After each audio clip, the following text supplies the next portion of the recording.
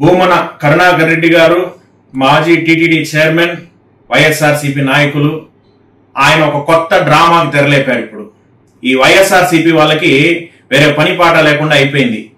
ఆఖరికి ఆడపడుచులు వేసుకునే చీరల గురించి వాళ్ళ విగ్గుల గురించి మాట్లాడుతున్నాడంటే ఈయనకి మతి స్థిమితం ఉందా లేకుంటే ఆయన రాజకీయం అంత దిగజారి చేస్తా అన్నాడో అర్థమే కావడం లేదు. ఏమన్నా సమంజసంగా ఉందా?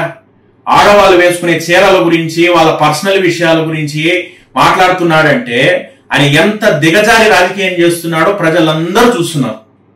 ఇంతకంటే నీచమైన చర్య లేదు. అసలు ఆయన ఆమె గురించి ఆయన మాట్లాడుతున్నాడే, ఆమె తీసుకొచ్చింది ఎవరు? ఏ ప్రభుత్వంలో వచ్చింది ఆమె? మీ ప్రభుత్వంలో కదా ఆమెకు ఇచ్చింది పదవి. ఇదే మాటలు అప్పుడు ఎందుకు మాట్లాడలా? మీకు దమ్ము ధైర్యం ఉంటే అప్పుడు ఎందుకు మాట్లాడలేదు మీరు? 2019 నుంచి 24 వరకు జగన్మోహన్ రెడ్డి కదా మనం తీసుకొచ్చింది. ఆ రోజు ఎందుకు మీరు మాట్లాడలేదు? ఇప్పుడు ఎందుకు మాట్లాడుతున్నారు? అంటే ఇది కేవలం ఒక రాజకీయ దురుద్దేశము. ఏదో ఒక టాపిక్ డైవర్ట్ చేయాలి. ఇప్పుడు ఎక్కడ వీళ్ళు తండ్రి కొడుకులు అరెస్ట్ అవుతారో టీడీఆర్ బాండ్ల కేసులో, టీటీడీలో జరిగినటువంటి అవినీతి కేసుల్లో ఏమేమి వచ్చి మన మీద పడతాయో, మనం ఎక్కడ ఇరుక్కునేస్తామనే ఒక భయము, ఒక ఫ్రస్ట్రేషన్ తోనే వీళ్ళు ఇటువంటి మాటలు మాట్లాడుతున్నారు. ఎవరో ఒకరిని బలిపశువు చేసేదానికి ఆ టీటీడీని కూడా వాడుకుంటున్నారు. ఆఖరికి దేవుడితో కూడా రాజకీయం.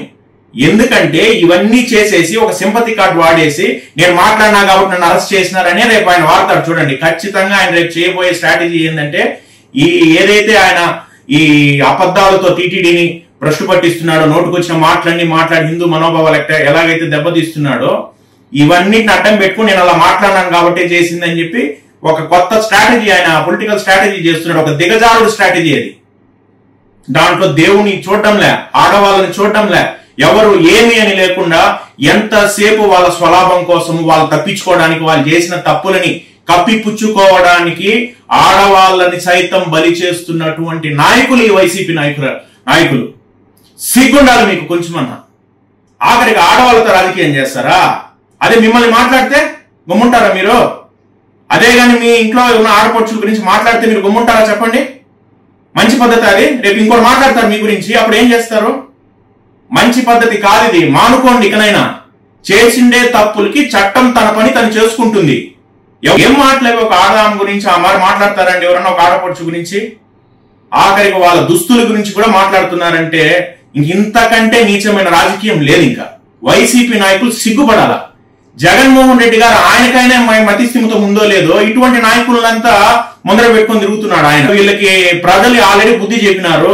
ఇంకా ఏ విధంగా బుద్ధి చెప్తే వీళ్ళు మారుతారో మనకైతే అర్థం కావడం లేదు.